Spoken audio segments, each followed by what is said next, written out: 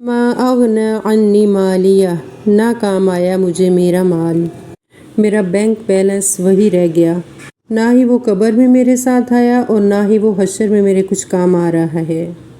کیونکہ انسان کو مال سے بہت محبت ہوتی ہے، اور پھر وہ جب نیکی کے مواقع آتے ہیں تو پھر وہ خرچ نہیں کرتا کیونکہ اس کو مال کی محبت ہے، لیکن وہ اللہ کی راہ میں صدقہ نہیں کرتا، تو مال کی جو کثرت ہے نا وہ کام نہیں آئے گی آخرت میں۔ اور پھر اس سے یہ بھی پتہ چلتا ہے کہ جو مال کی کثرت ہے نا وہ آخرت سے ہمیں غافل کر دیتی ہے۔ آخرت سے کون سی چیزیں پھر ہمیں جو غافل نہیں کرتی، کون سی ایسی چیزیں ہیں؟ اس میں سب سے پہلے اللہ کی کتاب کا علم حاصل کرنا ہے۔ جب ہم قرآن پڑھتے رہتے ہیں اور حدیث پڑھتے رہتے ہیں تو اس سے پھر کیا ہوتا ہے، ایک ریمائنڈر ہوتا ہے ہمارے لیے۔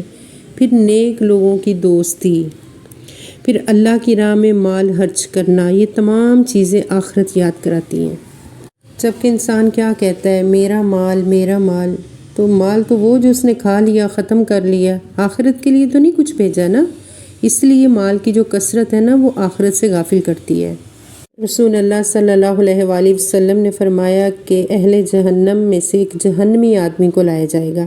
اللہ تعالیٰ پوچھے گا اپنے ٹھکانے کو کیسا پایا؟ وہ کہے گا اے میرے رب بدترین منزل ہے۔ رب تعالیٰ فرمائے گا کیا تو اس سے آزاد ہونے کے لیے زمین بھر سونا دینا چاہو گی؟ وہ کہے گا جی ہاں اے میرے رب۔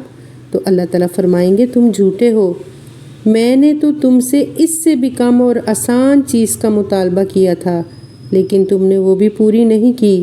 پھر اسے آگ کی طرف لٹا دیا جائے گا۔